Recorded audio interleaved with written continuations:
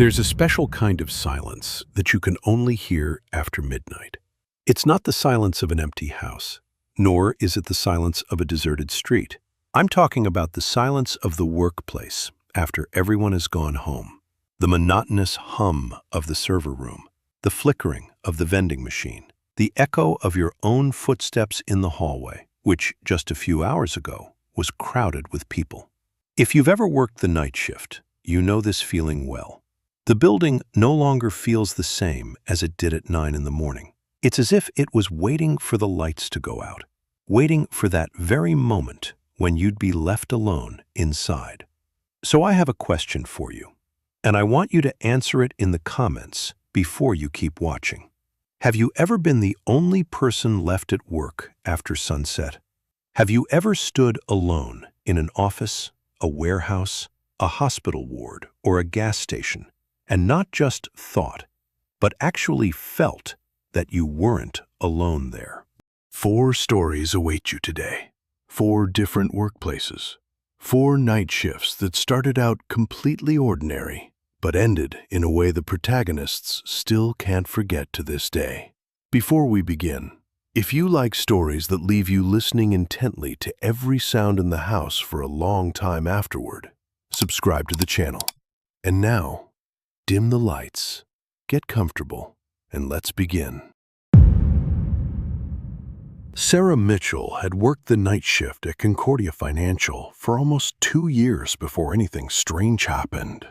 She was an IT support technician, and her job was simple: keep the servers running, respond to any tickets that came in from the overseas offices, and make sure nothing crashed before the day shift arrived at 7 a.m.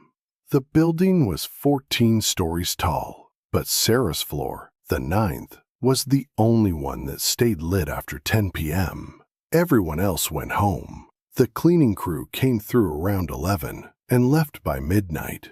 After that, according to the building's own access logs, Sarah was alone. Completely, provably alone.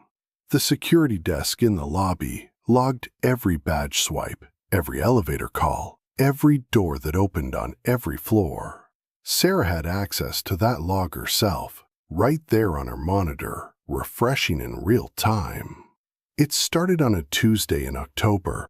She was 3 hours into her shift, sitting in the small IT office at the end of the 9th floor, half watching a movie on her second monitor while she waited for tickets to come in.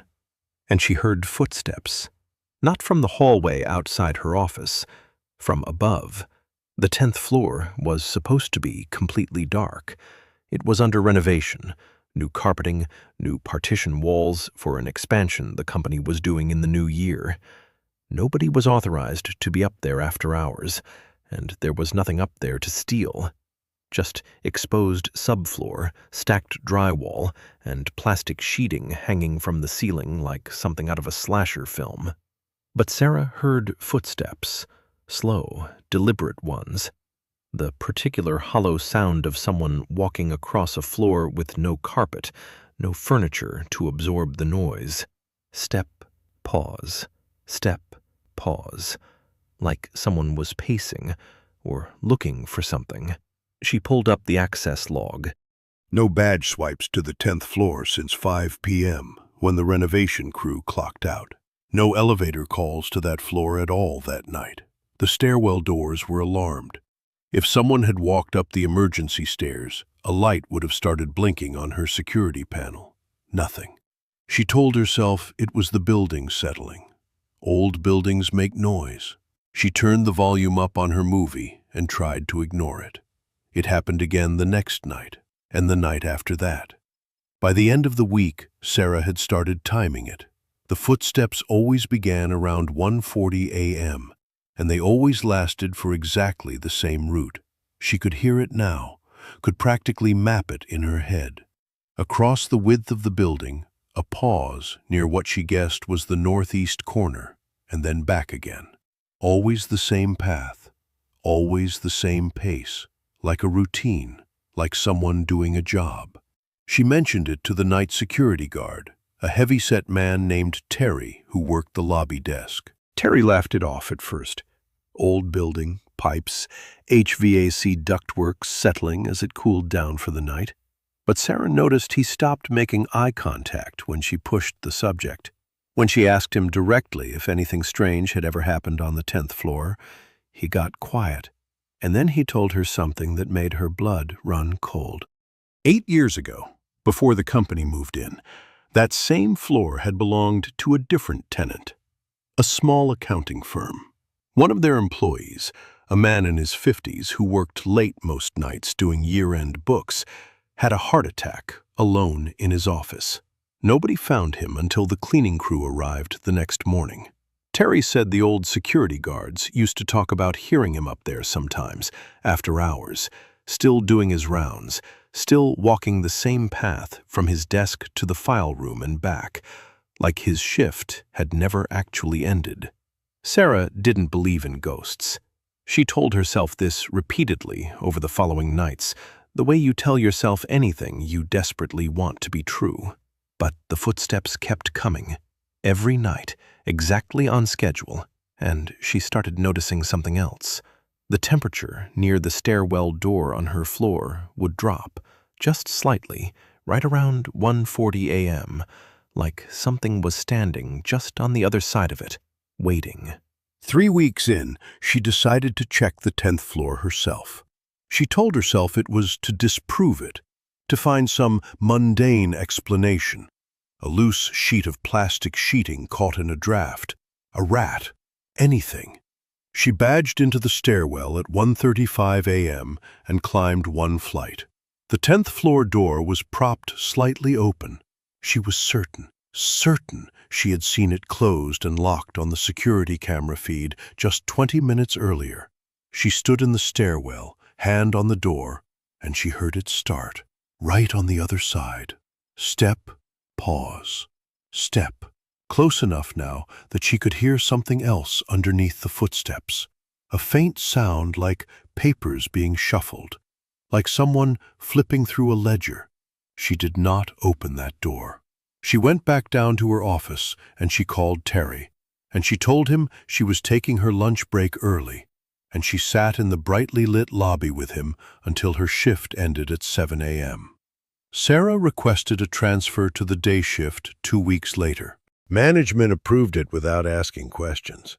Apparently, she wasn't the first IT technician to make that request, though nobody would tell her why the others had asked for the same thing. The 10th floor renovation was completed on schedule. New carpet, new walls, a new team moved in that spring. Sarah still works at Concordia Financial today, but always during daylight hours. She told the person who submitted this story that she still thinks about it sometimes, late at night at home, when the house creaks and settles the way old buildings do. She says she still wonders whether that man up on the 10th floor ever finished his year-end books, whether he's still trying. Daniel Reyes had been a security guard for almost 15 years, and by the time he took the overnight position at Meridian Logistics, a massive distribution warehouse on the edge of an industrial park, he thought he'd seen everything a night shift could throw at him. Drunk trespassers, raccoons setting off motion sensors, the occasional employee sneaking back in to steal something. Nothing that ever really scared him. Meridian's facility was enormous. 200,000 square feet of storage racks, 40-foot ceilings, and a security system that Daniel privately considered overkill for a warehouse full of consumer electronics and household goods. 64 cameras, motion sensors on every entry point, badge readers on every interior door. His job, most nights, was simply to sit in the control room and watch the monitors, doing a physical walkthrough once every 2 hours. The camera system had a well-known limitation that every guard who worked there was aware of. A scheduling and budget issue from years back that had never been fully fixed.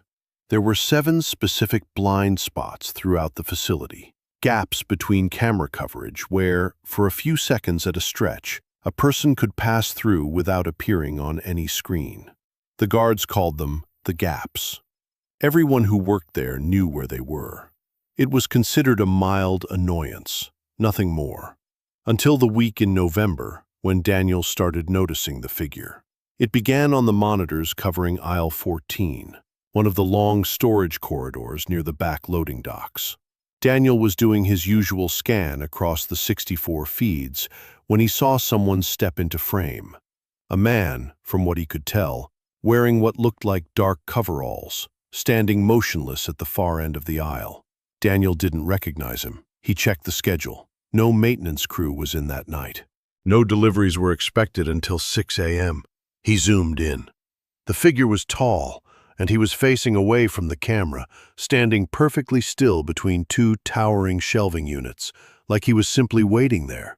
Daniel picked up the radio to call it in to the other guard on duty that night, and in the 3 or 4 seconds it took him to key the mic, the figure was gone. Not walked away, gone. Vanished from frame with no motion in either direction. Daniel walked aisle 14 himself. Nothing. No footprints in the light dust on the concrete floor. No sign anyone had been there at all. He wrote it up as a possible system glitch and thought that would be the end of it. It wasn't. Over the following 2 weeks, the figure appeared 11 more times, always in different locations, but always in a strange and specific pattern that Daniel eventually mapped out on a printout of the facility's floor plan. Every single sighting occurred either just inside one of the 7 known camera blind spots or immediately adjacent to one, as if whoever or whatever this was knew exactly where the gaps in coverage were and was using them deliberately. Moving through the building via a route that kept it invisible for the vast majority of its journey, only becoming visible for brief seconds at the edges. That detail was what truly disturbed Daniel, more than the figure's appearance itself. A random intruder, a confused former employee, a trespasser looking for something to steal. None of them would know the specific, undocumented blind spots in a camera system that even most of the facility's own management didn't fully understand. Only someone who had studied the system, or someone who had worked there long enough to know it by instinct.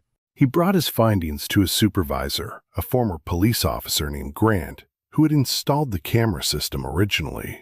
Grant reviewed the footage with him, cross-referencing timestamps, and went quiet for a long moment before telling Daniel something he clearly hadn't planned on sharing. 6 years earlier, before Daniel was hired, a warehouse employee named Victor had died on the premises during an overnight shift. A forklift accident in aisle 9, late at night, alone. Victor had worked there for over a decade and had, in fact, been the one who first identified and documented the camera blind spots for management, back when he was pushing them, unsuccessfully, to fix the coverage gaps for safety reasons. Grant said that after Victor's death, a few other guards over the years had reported seeing a similar figure, always in coveralls, always moving through the same undocumented gaps Victor himself had once mapped out. Grant had never taken it seriously. He'd assumed it was guards spooking themselves during long, boring shifts. Daniel started keeping a private log after that conversation, timestamps and locations for every sighting, trying to find some kind of destination or purpose in the pattern. And he found one, eventually, though it didn't bring him any comfort. Every single path the figure took, across 11 separate sightings, terminated, or would have terminated, had he been able to fully track it, at the exact spot in aisle 9 where Victor had died. The final sighting happened on Daniel's last week at Meridian, though he insists the timing was coincidental. He'd already put in his 2 weeks' notice for an unrelated job opportunity before it happened. He was doing his 3 a.m. walkthrough near aisle 9 when the overhead lights, motion-activated and normally reliable, failed to trigger as he approached. He stood in the dark for several seconds, and in the narrow beam of his flashlight, at the far end of the aisle, he saw the figure standing exactly where Victor had died, facing him directly for the first time. Daniel says he didn't see a face. He says he's grateful for that, actually, because some part of him believes that if he had, he wouldn't be able to talk about this so calmly today.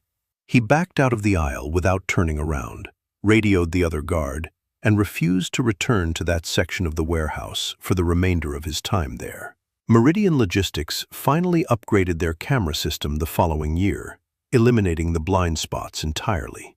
Daniel says he sometimes wonders if that was enough, whether closing the gaps in the cameras also closed whatever path Victor had been walking all those years, or whether it just meant nobody would ever see him again. Ashley Turner took the overnight shift at a gas station off Route 9 for one simple reason: the pay differential. Working midnight to 8 a.m. paid $3 more per hour than the day shift. And as a 22-year-old trying to save up for community college, that difference mattered. The station, a coastal fuel and go, the only one for almost 20 miles in either direction, sat at the edge of a stretch of dense woodland with a single flickering streetlight in the parking lot and nothing but tree line on 3 sides of the building. Most nights were uneventful. A handful of truckers stopping for coffee, the occasional local teenager buying snacks after a party. Ashley would restock shelves, wipe down the counters, and watch bad television on her phone behind the register during the dead hours between 2 and 5 a.m., when sometimes not a single car passed on the highway outside. The trouble started with a customer Ashley began to think of, privately, as the man in the gray coat. He first came in on a Thursday night in late September, sometime around 1 a.m. Ashley remembers the bell over the door chiming and looking up to see him already halfway down the snack aisle, though she hadn't seen a car pull into the lot. And the lot's motion sensor floodlights, which triggered on every single vehicle without fail, hadn't come on. He was an older man, thin, wearing a long gray coat that seemed wrong for the mild weather, and he moved through the store slowly, picking things up and setting them back down without ever selecting anything. He didn't speak. Ashley greeted him. Standard customer service. "Let me know if you need help finding anything." And he simply looked at her. Not aggressively, just a long, steady look that lasted a beat too long before he turned back to the shelves. He stayed for almost 40 minutes. He didn't buy anything. When Ashley glanced up again near closing that window of time, he was gone. She hadn't heard the bell, hadn't seen him pass the windows, hadn't caught a glimpse of him crossing the lot toward the tree line, though the woods came right up to the edge of the property, and there was nowhere else for him to have gone. He came back the following week. Same time, almost to the minute. Same slow walk through the same aisles. This time, Ashley worked up the nerve to ask directly if he needed help finding something specific, and he answered her. The first and only time he ever spoke to her across all of his visits. He said, in a flat, quiet voice, "I'm not staying long." Then he continued browsing as if nothing had happened. He came a third time 2 weeks after that, and this time, when Ashley tried to close out and tell him the store would be locking up briefly for her mandatory break, he didn't move toward the door. He stood at the end of the aisle nearest the register, watching her, and made no indication that he intended to leave. Ashley, increasingly unsettled, retreated to the back office and called the regional manager's after-hours line, though by the time anyone picked up, she looked back out at the store floor through the small office window, and he had already vanished. She mentioned the man to a regular customer, a trucker named Ray, who stopped through every couple of weeks on a long-haul route. Ray went quiet in a way that made Ashley's stomach drop. And then he told her something he said he'd never mentioned to anyone at the station before, because he figured nobody would believe him. Years earlier, a man matching that exact description, thin, older, a gray coat, had died on the shoulder of Route 9, less than half a mile from the station, after his car broke down on a cold night and he'd tried to walk for help. He hadn't made it. Ray said truckers on that route still talked about him sometimes, a kind of local legend passed between drivers who worked the overnight hours, a man who was still trying to find somewhere warm to wait it out. Ashley told herself it was a coincidence, a story truckers told each other to pass the time on long drives. But 2 nights after that conversation, something happened that she still can't fully explain, and it had nothing to do with the man in the gray coat at all. Or maybe it had everything to do with him. It was close to 3 a.m., and Ashley was alone, sweeping near the front doors, when she glanced up at the glass and saw a figure standing at the edge of the tree line at the far side of the parking lot, just past the reach of the streetlight. It was too dark to make out details, but the shape was wrong somehow. Too still, too tall, standing at an angle that didn't look like a person simply pausing on a walk. He didn't move for almost a full minute while Ashley stood frozen near the register, and then, all at once, it wasn't there anymore. Not walked away, just gone, the way a shadow disappears when a cloud passes. She locked the front doors early that night, breaking store policy, and sat behind the counter with the phone in her hand until the next employee arrived for the morning shift. The man in the gray coat came one final time about a month later. Ashley says this last visit was different. He walked straight to the door without browsing the aisles at all and paused there, turning back to look at her directly for a long moment. She says he looked, for the first time, less like a customer and more like someone saying goodbye. Then he walked out into the dark parking lot, and this time, Ashley did watch him cross toward the tree line, walking with a slow, steady pace until the shadows of the woods swallowed him completely. He never came back after that. Ashley left the job for a daytime position a few months later, but she says she still thinks about him sometimes when she drives past that stretch of Route 9, about a shoulder of highway, a broken-down car, and a man who might still be looking for somewhere warm to wait out the cold. One story left, and this one might be the hardest to shake. Before we go there, subscribe now if you haven't, because you do not want to miss what's coming next week. All right, let's finish this. Nurse Melissa Grant had worked the overnight shift in the medical surgical wing of Ridgeview General Hospital for 6 years. And if there was one thing that 6 years of overnight hospital work teaches you, it's that hospitals are never actually silent. There's always a monitor beeping somewhere, a call button chiming, a cart rattling down a hallway.